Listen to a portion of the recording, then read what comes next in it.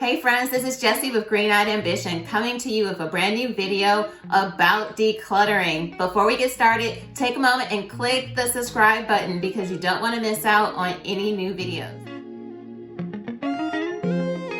Today I'm going to be sharing with you 7 ways to make money with your clutter. That's right, you're like starting the beginning steps of letting go of things.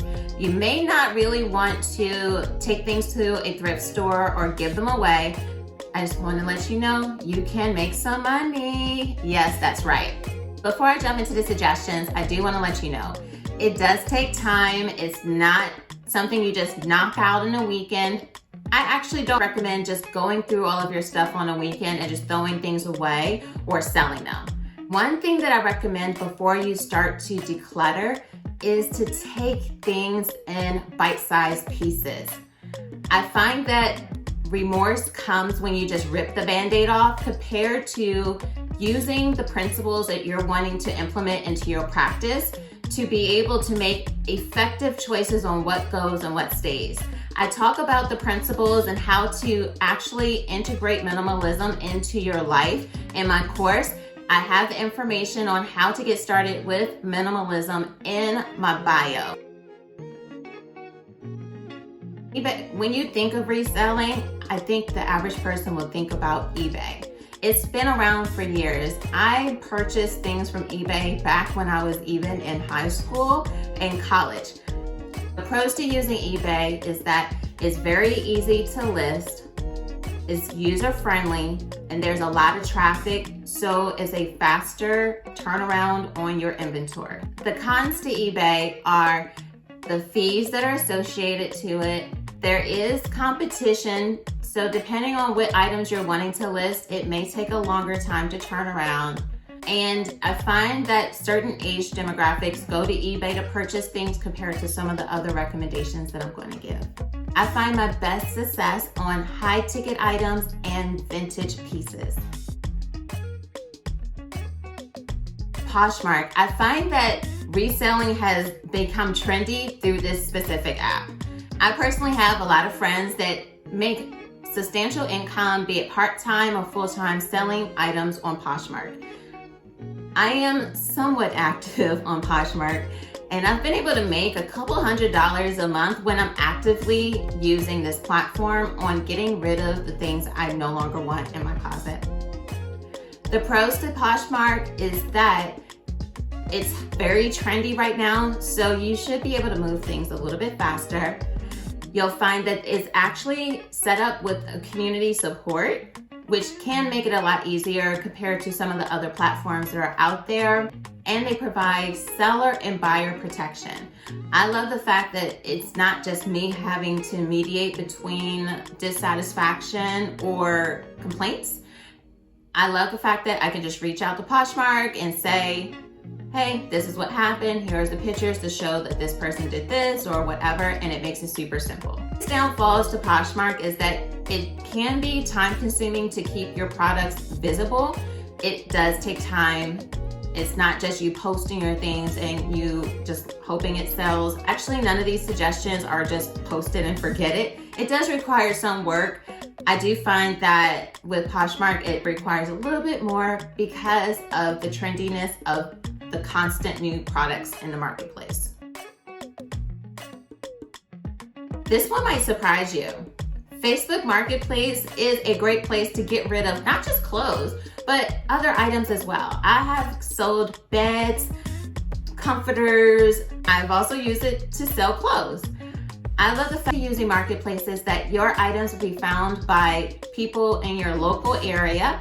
You can post it in different regions. Marketplace allows you to sell your items under no fees. Out of all of the other recommendations, I find that you do get charged seller fees, where with Marketplace, you do not have that. Biggest con to Facebook Marketplace is that people actually get to see your profile. So you'll find that someone will be able to see your name, your profile, and if you are a private person, it may make you feel uncomfortable. When I've posted clothing, I've found that it does take a little bit longer. I have had faster turnaround when it is non-clothing items. If you never thought of using your social media to sell your items, I highly recommend you doing this. Some resellers have pivoted to selling their items on flash sale on their stories compared to placing things on the Poshmarks and the eBays of the world. The way that you use your social media stories is that you can start promoting a couple days before, saying, I'm doing a flash sale of my closet, I'm decluttering, I'm gonna be getting rid of these items, and stay tuned.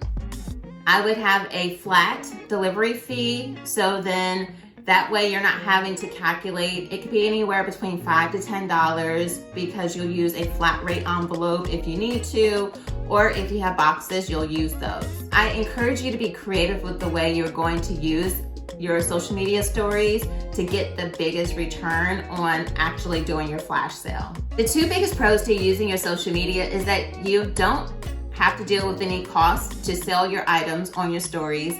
There may be transaction fees for whatever platform you use to get paid by, but you don't have anything that's coming through the platform that's going to charge you. The second pro is that it somewhat takes a lot less effort than having to be on the other platforms and building a community and actively always posting so that people see your shirt out of the 500 other shirts that were posted that day.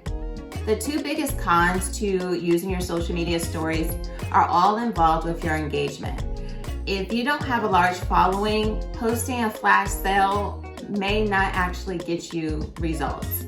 And if you have low engagement on people watching your stories, you won't have any sales. If you know that you're going to do a flash sale, I would highly recommend building up your engagement so that people will be excited to buy what you're selling. And you won't feel like you wasted your time. ThreadUp is a somewhat newer platform. I haven't personally used ThreadUp. I've heard a lot of great things about it, so I do want to go into the pros and cons of this platform. They provide you a really nice bag to be able to ship everything to them, and they will actually pay you accordingly to the items that you provide. You don't have to wait for things to get sold to make your money. The con is that if you send them items that are not trendy or they don't feel as if they can sell, they actually will keep them, but they won't pay you for them. Due to the convenience of being able to just ship everything to them to handle the marketing and the selling, you do get a lower payout compared to any of the other options mentioned. Depending on where you are, you may or may not have heard of Plato's Closet. I loved Plato's Closet when I was younger. I'm about to be 40. I don't really have a lot of things that would probably qualify for a Plato's Closet. It is a consignment store where you can bring your items to them. They will pay out what they are going to pay for those specific things, and you can get cash or store credit. The downfall to Plato's Closet is that it does have to be on trend and in alignment with the customers that they serve. To market towards teenagers and those in their 20s. If you think that you have more mature clothing that won't actually go towards that demographic, Plato's Closet isn't going to be a good fit for you. You may not associate selling clothing on Etsy. I find that people that do more vintage and custom or specialty items have a lot of success on Etsy, and it's because of the type of person that goes onto that platform to look for items. The biggest perk about Etsy is that it's not just a reseller's website, it is a retail website. You may find that your items have more visibility, especially if they're vintage on Etsy. That pro is also a con. If you don't tend to have vintage items, it may not be the best site for you. You can get rid of some earrings and accessories. Reselling your clothes is a really great way to implement decluttering. That's why I thought this video will be helpful for you on knowing the different avenues to be able to resell your pieces. One thing I do recommend is don't allow yourself to fall in the trap of, oh, I'm going to sell this, so I'm going to keep it, and you never let go of the items and it just stays in your house.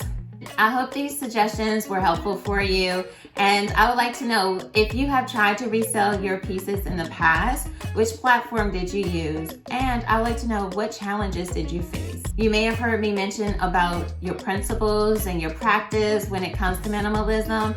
If you want to know more about how to get started, check out the course that I just released called Make Space for Creativity. The link is in the bio and you want to check it out.